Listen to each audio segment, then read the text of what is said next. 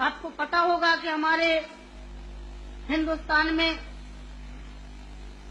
नहीं कहना चाहिए, ऐसे मौके पर मैं कहूंगी, बताऊंगी जो मेरे पे बीती है कि हमारे सामंतशाही लोग, पैसे वाले लोग और खासकर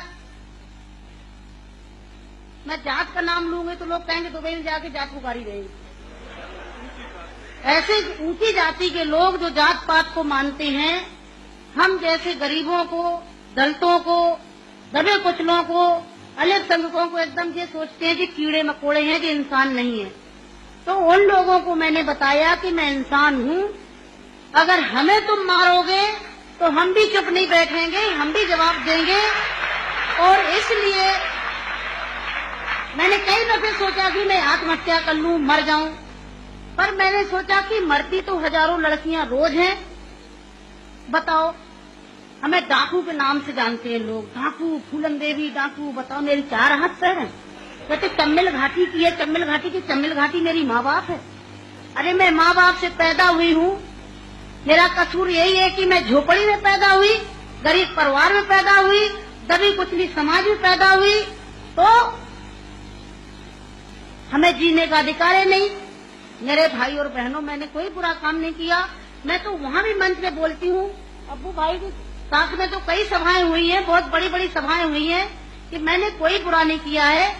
आपने सुना होगा, सुना था, आप तो वहीं के सब रहने वाले हैं, कुछ हमारे भाई हैं यहाँ के, है कि ये सीता के कारण इतने बड़े जो रावण का आज तक पुतला फूंकते हैं, उसका यही कसूर था कि खाली एक औरत को उठा ले गया तो आज तक पुतला फूंकते हैं। मैंने क्या बुरा किया? मेरे साथ भी ऐसे रावणों ने अत्याचार किया, मैंने उन रावणों को जवाब दिया। फूलन देवी वो डाकू है, डाकू है। अरे वो तो माननीय मुलायम सिंह जी की देन है, नहीं नाम लेना चाहिए, जो आज हम समाज के अंदर खड़े हैं। और नहीं तो इतनी बड़ी साजिश रची थी, हमने कोई बुरा काम नहीं किया। जिन्होंने हमें सताया, हमें समाज में रहने लायक नहीं रखा, तो गुस्सा में इंसान अच्छा काम नहीं करता, गुस्सा में गलत ही करता है।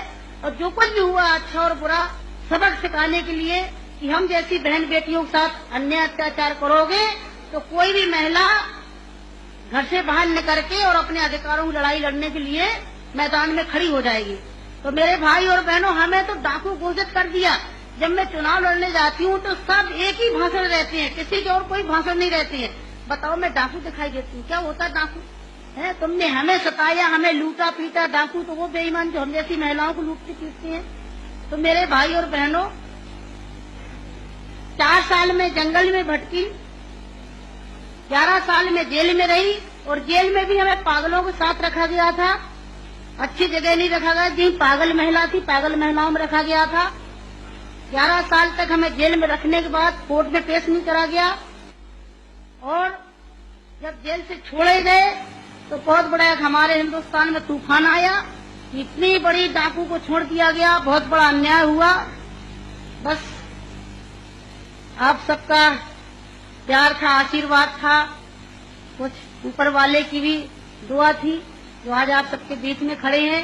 और ज्यादा कुछ नहीं कहूंगी कि जो हमारे यहाँ पर सब एक होके बैठे हैं, हमें बड़ा खुशी है कि हमारे जो भी भाई हैं इकट्ठे होके बहुत बड़ा आज हमारे अब्बू भाई ने काम करा है।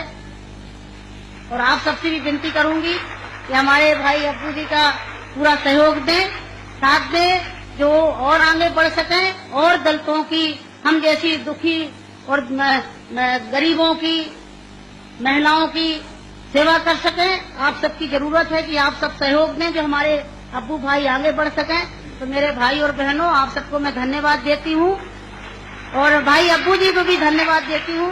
यहाँ पर बुलाया, बहुत बड़ा सम्मान दिया।